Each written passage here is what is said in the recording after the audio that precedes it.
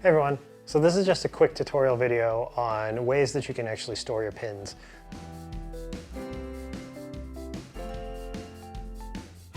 A lot of people just use the corkboard method.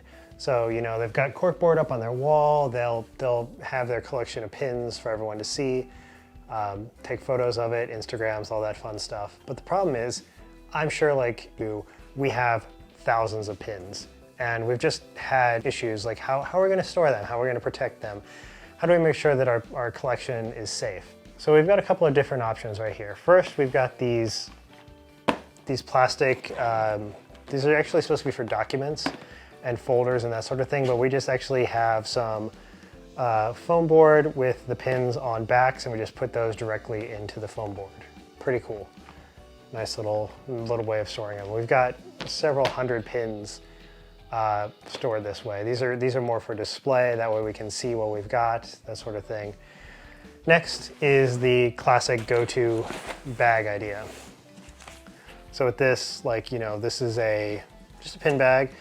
This actually came from Walt Disney World years ago. You can't actually get this bag anymore. It's a nice over-the-shoulder kind of bag like that. It's got this nice zip around like this. It's really fantastic. Again, you can actually, the funny thing is the age on this is showing because this is a nice little cell phone pocket, which is just hilarious. No phone today fits in that pocket. So it's basically just, maybe you want to put in like some chapstick, but there are these little holes here. So it's kind of a useless little thing. It can't come off, so you're kind of stuck with it. And lastly, boxes. So what we have here is a giant box of, I'd say roughly about 400 pins. It's about 400 pins because you can store about 125 to 130 pins per row. These are actually for cards. So, baseball cards, Pokemon cards, Magic cards, to store in the big plastic top loaders. And in that case, you would probably store 3,000, 4,000 cards in there. But in this case, we've got all of our pins back to back in little baggies stored in there like this. And these are all alphabetized based on the movie, parks, that sort of thing. And it actually is very handy because these things are only about 4 inches tall. They're about 1.5 feet by about 1 foot wide.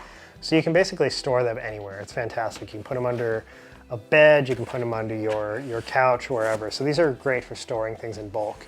We actually have, I can't know if I can find it in here, but we have the little silica gel packets that you have that come with, electronics or things like that.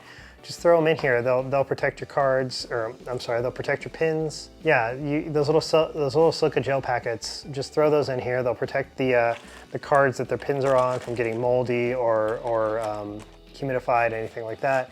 Keep rust and any kind of issues going on with the pins from happening. Yeah, so it's great. It's a nice little way to store your pins. Really compact. You can get a lot in here in very little space.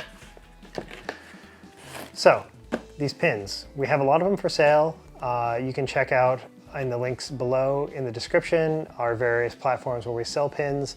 You can actually check out pinventory.org, which is our own personal database of pins that we have. It's very incomplete. We've got several thousand up there, but we have many, many more to add. Also, if you're interested in any of the gear that I have, the camera gear, the microphone gear, that sort of things, check out our affiliate links down below to purchase any of that equipment. Great. Have a good time. See ya.